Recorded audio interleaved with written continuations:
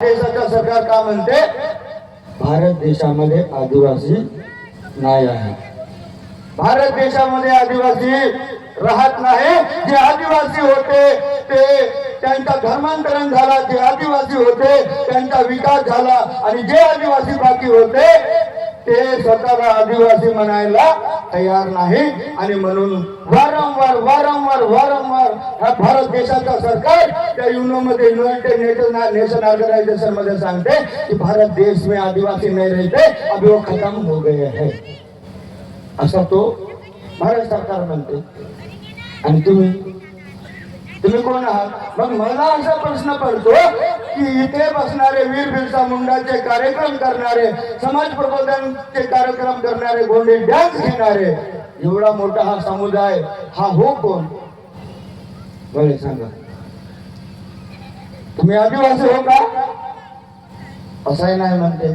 Bogus हो का? असा भी नाही म्हणते। मग कोण हो?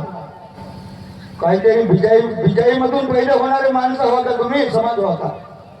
हा, मराठी नाही समजत, गोंडी मध्ये बोलू। निमान बोर आंधी टिगौली तरीटोल सरकार जमीन का आदिवासी नहीं है, तो मैं ये पूछता हूँ निमान बोर आंधी।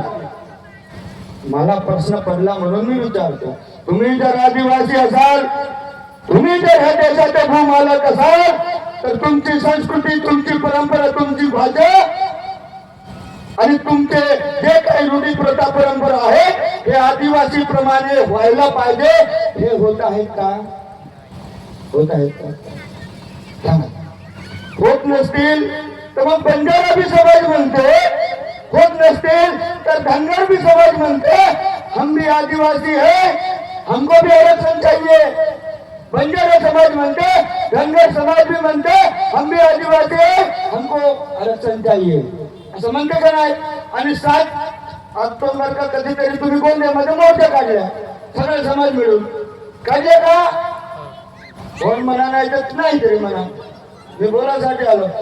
धनगर बंजारा हटाव आदिवासी बचाव म्हणून काढणारे गोंदिया, गडचिरोली, चंद्रपूर, अमरावती या महाराष्ट्राचे आदिवासी लोक धनगर बचाव, आदिवासी बचाव, धनगर हटाव, आदिवासी बचाव असं तुम्हीच तर काढल्या ना? काढल्या का नाही काढल्या? मग आम्हाला आता प्रश्न पडतो ना की आम्ही खरंच आदिवासी होऊन तर आदिवासीचे रूढी, प्रथा, परंपरा, बोली भाषा, चालीरीती हे आम्ही प्रत्यक्षात आत्मसात करतो का? मग नसाल करा, तुम्ही नसाल करा, मग दुसऱ्या समाज तुमच्यावर अतिक्रमण करायला ना? कराल का नाही कराल? मग दुसरीकडे येतो भारत देशाच्या राज्यघटना, भारतीय संविधान अनुसूचित 5 असा म्हणते 13(3) मध्ये, असं मी नाही म्हणत, मी जे बोलतो त्याकडे थोडंसं लक्ष द्यायचं। मग भारत देशाचा संविधान असं म्हणते, अनुसूचित 5 मध्ये लिहिला गेला 13(3) मध्ये, अनुसूचित 5 का? अनुसूचित 5 आदिवासींसाठी स्वयंशासन, आदिवासींचा स्वयंशासन असलं पाहिजे। मावा नाट्य मावा राज मगाशी म्हटले दादाने, तो कुठे आहे? अनुसूचित 5 मध्ये आहे। आणि तो अनुसूचित 5 तुम्हाला काय सांगते? आदिवासींना स्पेशल प्रोव्हिजनल आहे, त्यामध्ये आदिवासींचा सत्ता असला पाहिजे। तुमच्या गावात तुमचं सरकार असलं पाहिजे, तुमच्या गावात तुमचं बीडीओ असलं पाहिजे, सरपंच असला पाहिजे, ग्रामसेवक असलं पाहिजे, पोलीस ठाण्याचा ठाणेदार असला पाहिजे। एवढंच नव्हे तर जिल्ह्याचा कलेक्टर आणि 2 सीओ आहेत, ते 2 सीओ सुद्धा आदिवासींचे असले पाहिजे।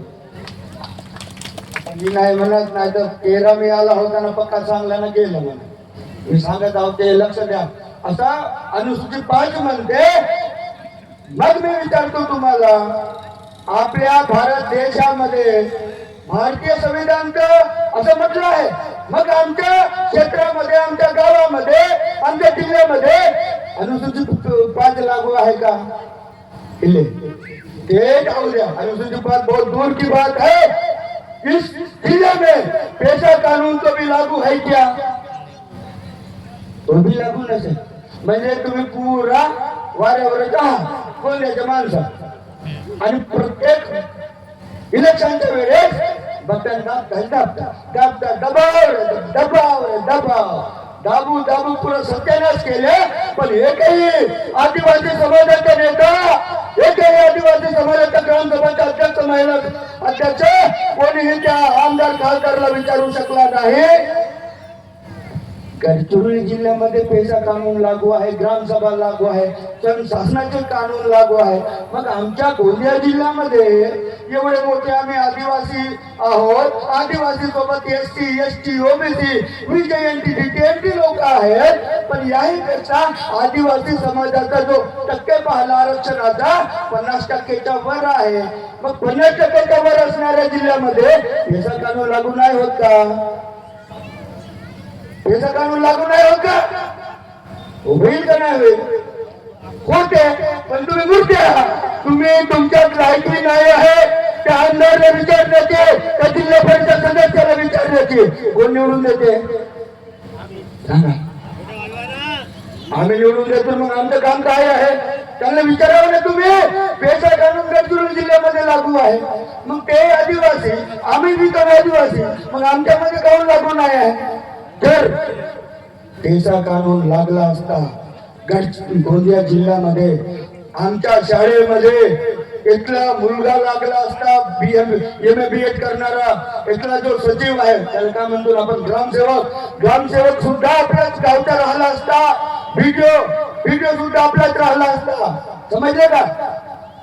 पैसा कानून मध्ये जवळपास 18 जागे जे आहेत हे स्थानिक ग्रामसभेच्या माध्यमातून, ग्रामपंचायतच्या माध्यमातून भरायचे असतात. आणि त्या ग्रामपंचायत मध्ये आपला मुलं राहतात, मोठमोठे शिक्षण घेत आहेत, आता हॉस्टेलमध्ये शिकत आहेत. तेवढं मोठं शिक्षण देऊन का फायदा का? सांगा बरं. लागू झाले पाहिजे का नाही पाहिजे? किंमत कम्मेक म्हणतो डिजर्वेन हो सांगता ना, वड़कासाठी भरतो ना. मैं मेरे समाज के लिए आया हूँ तो थोड़ा सा बोलूंगा ना, तुमको पता ही नहीं ना, इसलिए बताने आया हूँ ना. बरोबर आहे की नाही? जर असाच तुम्ही मुंडेसारखे असाल आणि मग चालू होते Birsa मुंडाच्या Ulgulan.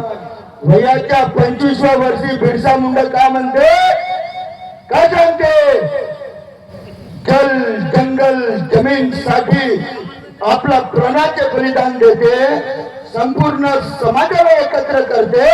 SC ST OBC माली कुणबी देवतेली सगळ्या लोकांना एकत्र करून तो सांगते, आता आम्हाला वाचवणारा कोणीच नाही. आता जर आम्ही याचा प्रतिकार जर नाही केला, इंग्रज ठेकेदार सावकाराचा विरोध जर नाही केला, तर उद्या त्या दिवशी आमच्या बहिणी जे आहेत त्यांच्यावर बलात्कार होतील. आमचे जे जमीन आहे ते बळकावले जातील. आमचे जे माणसं आहेत जे 10, 15, 20, 25, 30 वर्षापासून नांगर पकडून त्या जमिनीला साफ करून त्या ठिकाणी योग्य धान वापरण्यासाठी, योग्य जमीन कसण्यासाठी जे तयार केले ते सुद्धा आमच्याकडे राहणार नाही.